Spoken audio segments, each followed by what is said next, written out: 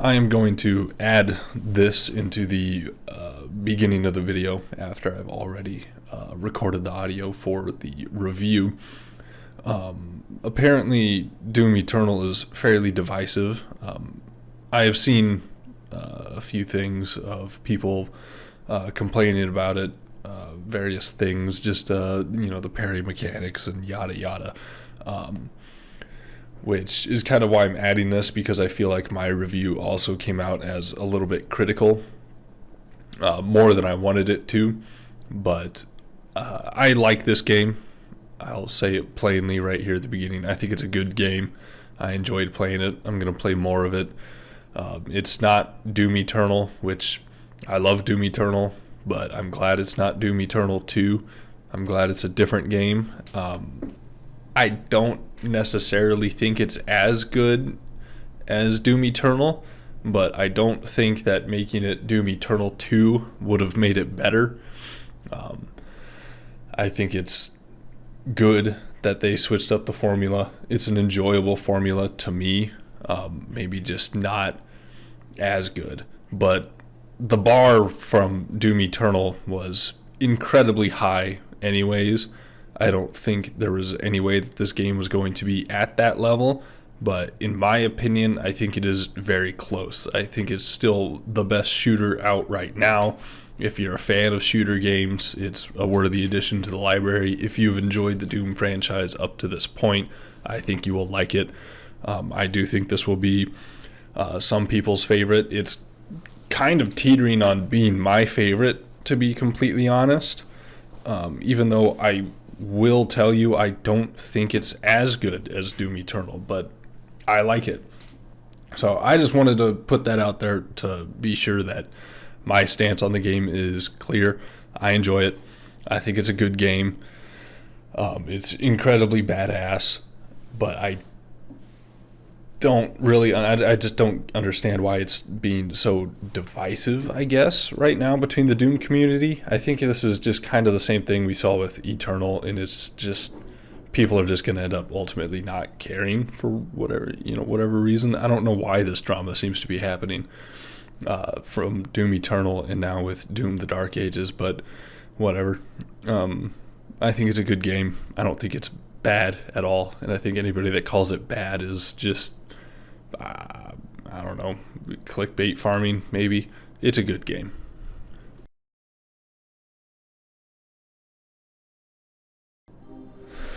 Alright, I'm going to do a short review of Doom the Dark Ages, as I remember it. I've just finished the game. I beat the game on Ultra Violence. I'm going to go ahead and go through and 100% it with all the challenges and weapons and things. And then I'll probably do it on Nightmare, because I didn't find it to be particularly challenging. It's a pretty forgiving game, it seems like. But since I've done the other two Dooms on Nightmare, I might as well do that one too before I talk too much about the difficulty. But it still felt easier, even without having played it on Nightmare. But that's not necessarily a bad thing.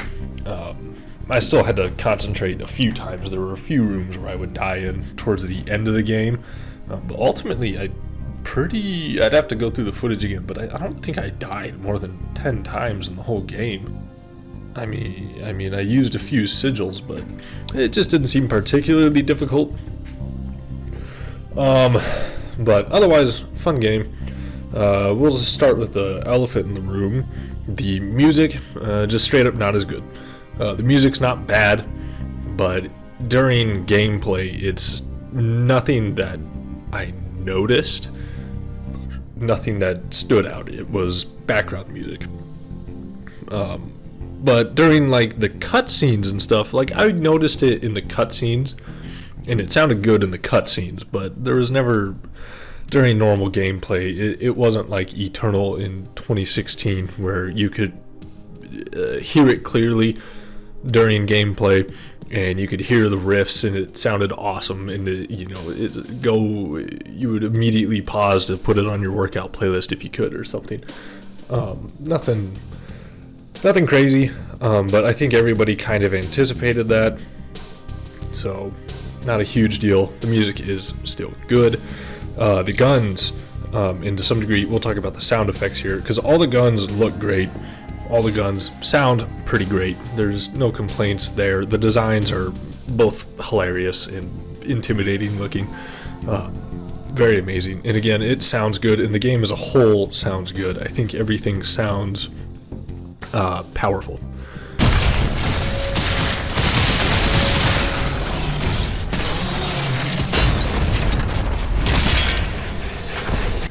Yeah, just the way the Doomslayer stomps around, the way he makes shockwaves when he jumps.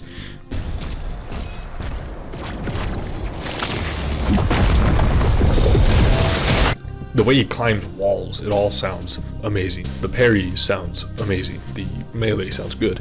I like all of the sound effects in it for the most part. The only ones I think that aren't that powerful are probably the plasma weapons. And of all the weapons, I'll say that they're probably the only ones I just never used. And I would say that they're probably some of the less good ones, but I don't know. I just never really used them. But for the most part, a large majority of the weapons are very viable. And you don't have to weapon swap in this one like you did the other ones. There are still situations where you would like to change weapons, and it's to your advantage to do so. But you definitely don't have to. Like, if you just want to super shoddy your way through the game, you can. The Skull Crusher, I think it's called the Ravager Skull Crusher, the one that has the tighter spread. I went through a majority of the game using only that, because once you get it fully upgraded and you get that rate of fire increase, it'll shred just about anything, and you never run out of ammo once it's fully upgraded. So you don't have to. But like, say the Vagrants, when they would come out, because they're always armored, I would whip out the ball and chain, and then the kind of Impaler, or whatever that thing's called, the one that shoots the big spears and it has headshot damage. I would always use that combo against Vagrants. So I think some people have been disappointed by that, but I'm not. I enjoyed the weapon swapping of Eternal, but I did not want to play Doom Eternal 2. I am glad I don't have to. I'm glad I'm incentivized to sometimes, but that it's optional and I can just use the weapons that I want. And you can, the weapons all do have enough, every one of them has two things, two little perks that you can switch between, so you can play it how you want to there. Some people will like some more than others, and some people will never use some more than others. I just think there's a little bit more creativity for people to play with the guns exactly how they want to play it, rather than Eternal, where you had to play Eternal the way that Eternal wanted to be played. And you still have to play this game the way that it wants to be played, which we'll talk about, but it's not with the guns. It's not with the gunplay. You can kind of do whatever you want with the guns. Like I said, there are situations where I would swap them. In the rocket launcher, I would use the rocket launcher on the Cosmic Barons of Hell, because then I could because they're purely melee enemies, and so you parry, shoot, parry, and you can just heal yourself with the shots from the rocket launcher, which I found to be the easiest way to deal with them. So it's nice. You can use whatever weapon you want to, get them set up however you want to. Switching's optional. If you want to switch, go ahead and switch. If you don't want to switch, don't switch. Use what you want. So in that regard, it differs from Eternal.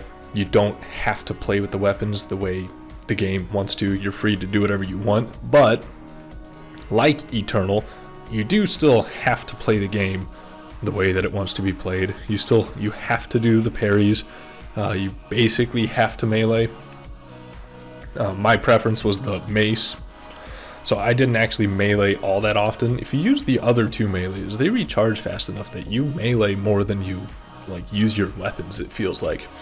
But I never used that. I just used the mace because it would basically wipe out one enemy of your choice.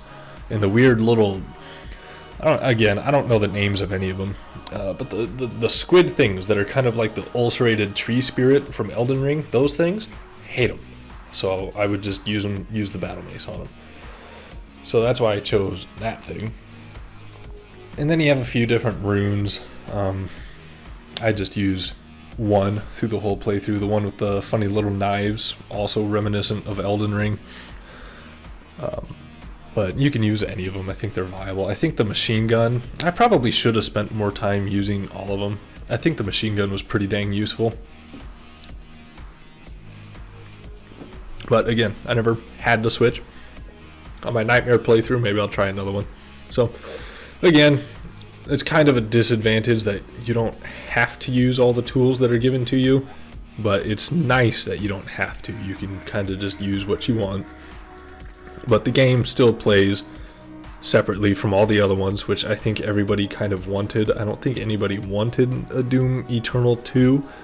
I'm glad they switched up the formula. I think the people that really liked Eternal probably aren't going to be super happy with it. I think new players aren't going to mind, and I think people like me, I liked Eternal, but man, that game got really grindy for me. It got to the point where I would only play about one mission a night, because if I was on Discord with my friends, I would just go silent trying to focus playing that game. I didn't have that trouble with this one. Again, I've only done it on Ultraviolence, not Nightmare, but it's not quite that grindy, and I don't have to think too much about swapping weapons and everything, mostly just parrying.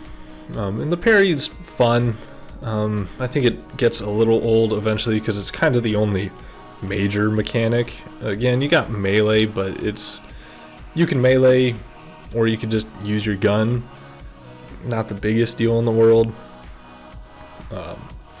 Overall, it's still a fun game. It's pretty fast paced. It's not nearly as fast as Eternal, but when you get between dodging unparryable attacks, the parryable attacks, and the parries, and trying to get your melees timed, and figuring out what weapons you want to use against what enemies, if you want to switch weapons, like, it still plays pretty quick.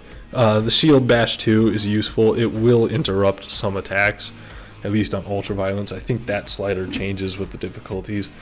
But there were some times where I would consciously shield bash enemies that were starting something. And throwing the shield too is very nice. I used that pretty much exclusively against the Mancubus, and then I would just super shoddy him to death while they were stun locked there. So there are some nice mechanics that you have to decide and choose to use. But it's still not nearly as fast as Eternal. It's more forgiving than Eternal, and you don't have to use every tool that's available to you. And again, I don't know that that's necessarily a good thing, but I don't think that it's necessarily a bad thing either, because I would use most of the tools. I used all the shield abilities. I would switch weapons a little bit. But I didn't use all the runes. I only used the one rune. So just kind of depends on your opinion, I suppose. The level design I think is pretty good. The more open maps are okay, but there's a little bit too much running around if you want to 100% everything. I feel like I suppose it's a nice variety, but I still feel like just going with the smaller, more linear maps that just have the open arenas is a little nicer, but it's a pretty minor thing. Finding all the secrets is pretty easy. There aren't very many levels that I did not 100% all the way, and for that matter, the challenges are also really easy to finish. I would have liked my challenges to be challenging, but a lot of the levels I just 100%ed. There's only a handful that I got to go through to finish. But yeah, the secret areas are pretty easy. If you just look on the minimap, you can basically figure out how to get there. Nothing super challenging there. The movement, not crazy. What am I thinking of? Platforming. That's the word I'm looking for. Not a lot of platforming in this one like there was in Eternal. The platforming is pretty basic, and it just felt mostly like a gameplay break in between arenas more than anything, so that way you wouldn't always have to run somewhere. Sometimes you would just have to move boxes around and stuff, and it was more just kind of busy work than it was actual mental weightlifting, to be completely honest. And none of the platforming is that difficult. It just felt like a gameplay break in between stuff. So nothing to really write home about there. Oh yeah, story, good story. I like the story. I think it's a better story than 16 in Eternal.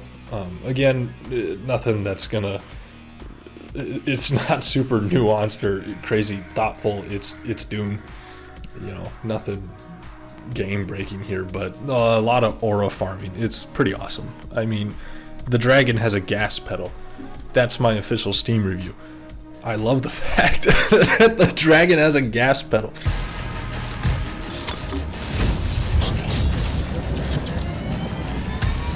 Assault mode engaged. Does it have a gas pedal? And Azurix, when he is riding towards you on the skull ship, on the tip of it, that's awesome. That's badass. That's badass. I don't care who you are.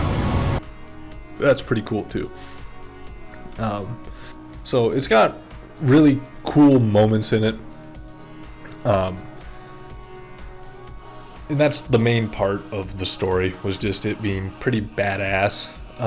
It's no crazy twists or nothing super deep. It's just, you know, an excuse to shoot demons. Serves its purpose. It's compelling enough. I like the characters enough. I did like this bad guy more than I liked the bad guys and the other ones. He's more memorable, at least, and very annoying. Started to piss me off towards the end because he just wouldn't die. So good job there. I did feel like some of the cutscenes were just like weirdly disconnected, which I'll have to drum up some examples maybe when I'm done recording this, because I'll have to explain this probably a little bit better. But sometimes I'd be watching a cutscene, then the level would start, and I'd be like, okay, it's like, why am I here? Like, what am I doing? It doesn't happen every time, but it feels kind of like watching a Michael Bay movie. You know how sometimes like his shots are just kind of disconnected. You just don't really, you just switch scenes sometimes. It's just weird. And that happened a little bit in that one, I think. But otherwise, story was nice, fun. The cutscenes were fun. The aura farming was fun. I like how just not super serious they are, even though it's a relatively serious story. Like, they took the joke too angry to die, and they were like, you know what? Yeah, that's canon now. Let's just do it. And I respect the hell out of that, because that's funny. You literally die in this campaign, spoiler alert, and then you're just too angry to die. You come back, so very nice. Oh, and going back briefly to the level design, I do think the levels look very nice. And there are like 3 sections of levels, kind of the like Argent D'Nur, Hell, and then the Cthulhu realm, whatever that place is called. Again, I don't keep up with the lore that much. I don't care about Doom lore. I'm all about Halo lore. I don't need to learn about another game's lore. I've already gone too deep into one. But the Cthulhu realm, so you get a nice variety, at least in the aesthetics, and every one of the levels looks pretty good. So overall, fun game. It was worth buying. It took me 18 hours to do on Ultraviolence, 17.4 hours on Ultraviolence, and I have 24 out of 28 achievements on my first playthrough. So, and most of these I will finish momentarily, because it's just it's all just 100%ing the game essentially. So pretty fun. I enjoyed it. Not a bad game.